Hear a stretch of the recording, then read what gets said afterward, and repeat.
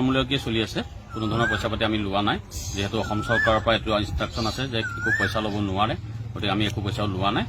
কিন্তু আমি ফৰ্ম দিছোঁ তেওঁলোকক, আৰু যোৱা কালিৰ পৰা এডমিশ্যন আৰম্ভ হৈছে, এতিয়াও চলি আছে। মোটামুটি 80% মান আমাৰ হৈ গৈছে, আৰু খুব কম দিনৰ ভিতৰতে গোটেইখিনি সম্পূৰ্ণ হ'ব বুলি আমি আশাবাদী।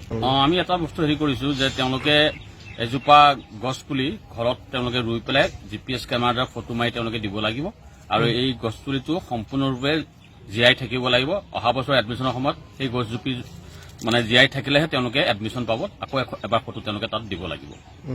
আৰু এইটো আমি কৰিছোঁ এইকাৰণে যে মাননীয় মুখ্যমন্ত্ৰী হিমন্ত বিশ্ব ডাঙৰীয়াই প্ৰত্যেক বছৰে আমাৰ হেৰি কৰি আহিছে, বৃক্ষৰোপণ কাৰ্যসূচী লৈ আহিছে, যিহেতু গোলকীয় উষ্ণতা বৃদ্ধিৰ বাবে।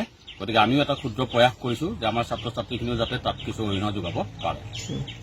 যেতিয়া এইবছৰ মই ক্লাছ 10ত পাইছোঁ, এইবছৰ যেতিয়া নতুন প্ৰিন্সিপাল ছাৰ হিমু ছাৰ যেতিয়া নতুন প্ৰিন্সিপাল ছাৰ হৈছে, তেতিয়া আমাৰ এডমিশ্যনৰ ফিজ লোৱা নাই। তাৰ বিনিময়ত এখন GPSত গছৰ পুলিৰ লগত উঠা ফটো লৈছে, আৰু ভাল লাগিছে, আনন্দিত হৈছোঁ।